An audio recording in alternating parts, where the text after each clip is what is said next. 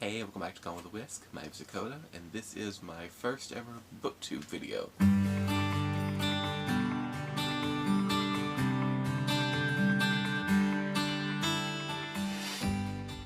2020, I didn't read a lot.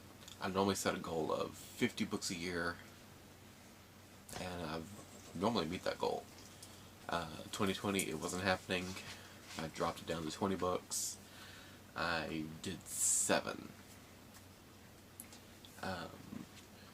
So what did I read? I read Z, a novel of Zelda Fitzgerald, George and Marina, the Duke and Duchess of Kent, a biography on them, The Fault in Our Stars. Side note,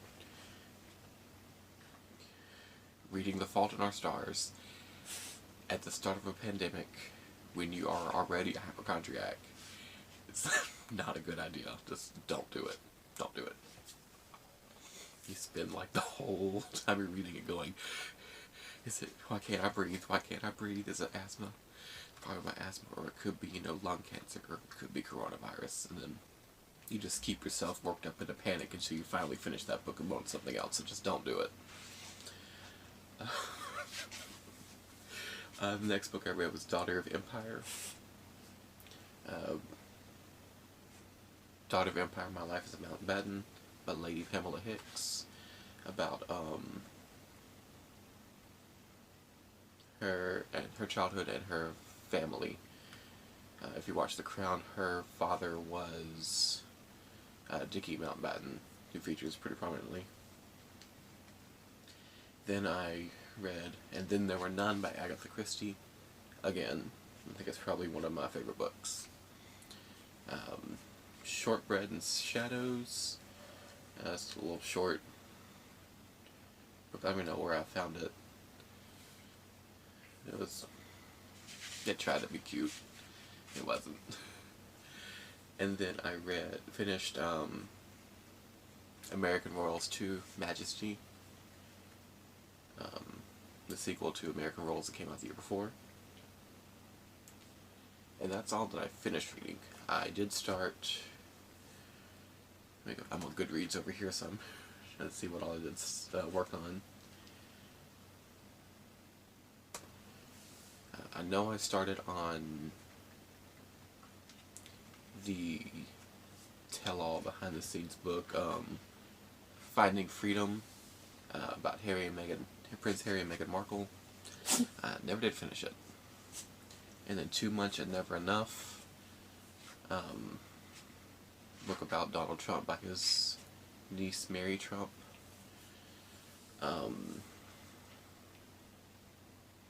And then also a biography on Prince Charles. Started those different points in the year. I think I just got burnt out on biographies because 2019 I read a lot, like probably most of what's behind me, and then more that I have is only on Audible. And I got pretty burnt out on them, so maybe I'll try again for this year. Let me see, were there any more?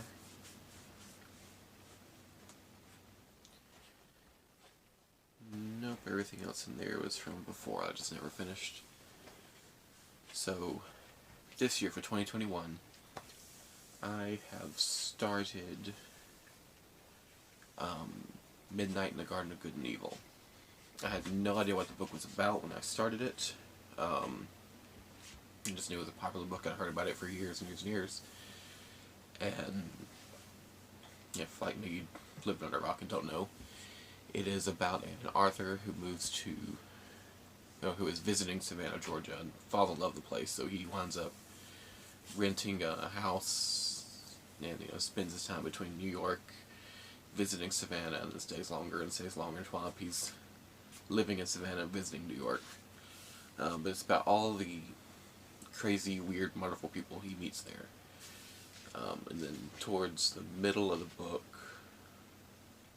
one of them is murdered, and another character is blamed. Try not to give too much away.